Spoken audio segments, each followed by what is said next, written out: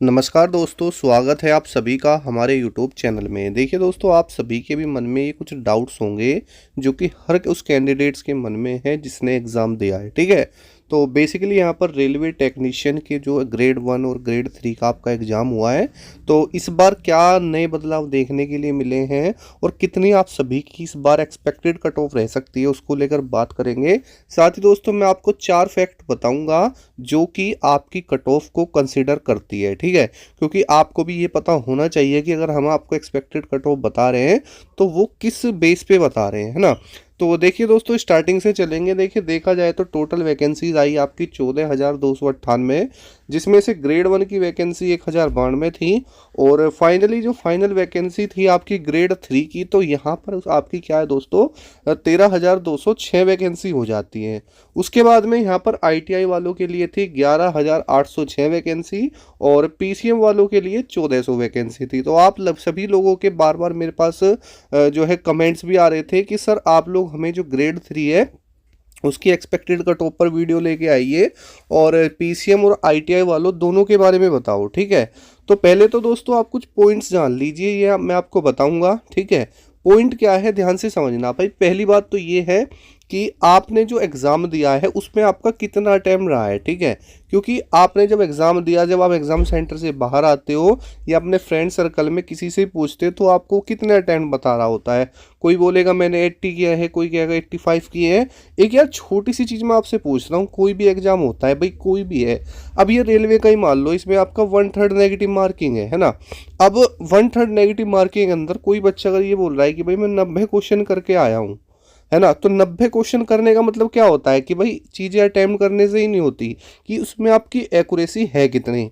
अब 90 करने का मतलब है कि भाई उस बच्चे के ज़्यादा ज़्यादा 5 से 7 क्वेश्चन गलत हो सकते हैं, है ना भाई, यही तो बात है। लेकिन भाई ये सब चीज़ें गलत होती है। हाँ, आप इतना मान सकते हो कि किसी बच्चे ने बोला कि सर मैंने 70 क्वेश्चन किए हैं, ठीक है भाई, मान सकते हैं। तो 70 किए तो भाई 65 या आपके जो है 60 तक ठीक हो सकते हैं, क्योंकि एक्यूरेसी तो यही कहती है। तो मेरे भाई, जो चीज़ें दिखाई जाती है ना उस पर विश्वास मत करो, जो रियल चीज़ है ना उस पर विश्वास करो।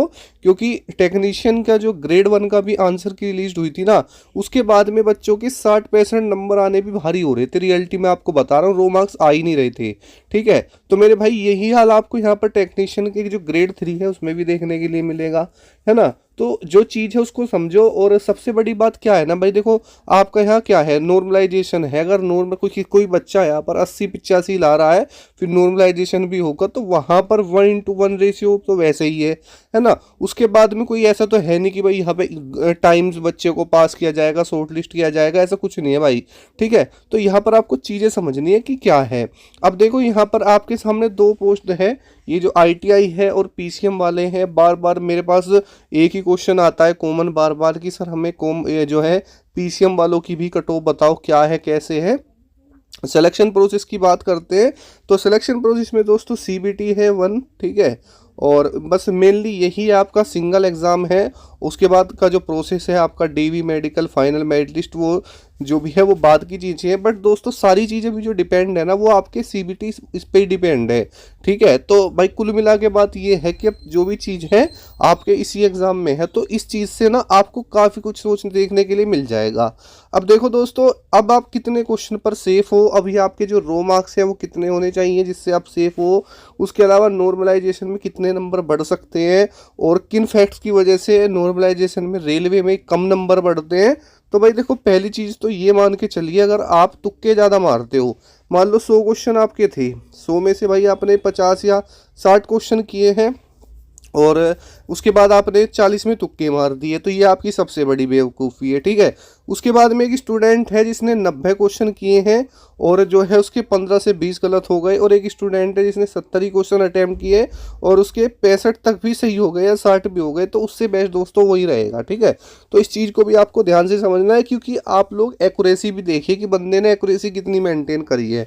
अब देखो, नॉर्मलाइजेशन में ये चीज़ पक्की होती है कि भाई आपका यहाँ पर जो अटैम्प्ट है ना वो कितना आप कर रहे हो, कितना रोंग कर रहे हो, एक्यूरेसी कितनी है, परसेंटाइल कितनी है, वो सारी चीज़ें मैटर करती है। साथ ही जो कट ऑफ होती है उसके कुछ फैक्टर होते हैं।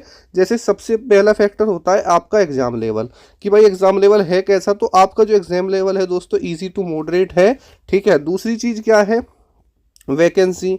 तीसरी चीज़ क्या है, अटेंडेंस। चौथी चीज़ क्या है भाई, नॉर्मलाइजेशन। तो सारी चीज़ें अच्छी रही हैं। अब देखो मैं आपको समझाऊं तो यहाँ पर सबसे पहले हम बात कर लेते हैं आईटीआई वालों की, ठीक है।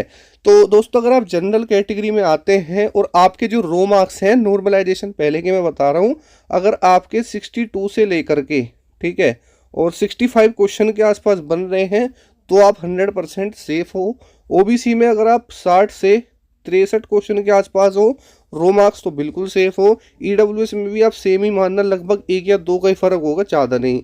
उसके अलावा एससी में अगर आप यहाँ पर 58 से लगभग 60 के आसपास हो और एसटी में 55 क्वेश्चन के आसपास हो तो दोस्तों आप सेफ हो, ठीक है।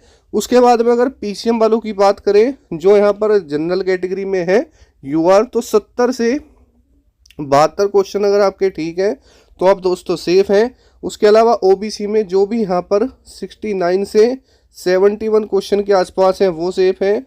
उसके अलावा ईडब्ल्यूएस भी लगभग सेम ही मान के चलना। लगभग एससी की बात करें जो भी साथी यहाँ पर 66 क्वेश्चन के आसपास है वो सेफ है। और एसटी में जो भी साथी यहाँ पर 62 क्वेश्चन के आसपास है वो दोस्तों यहाँ पर मेरे अकॉर्डिंग सेफ है, ठीक है।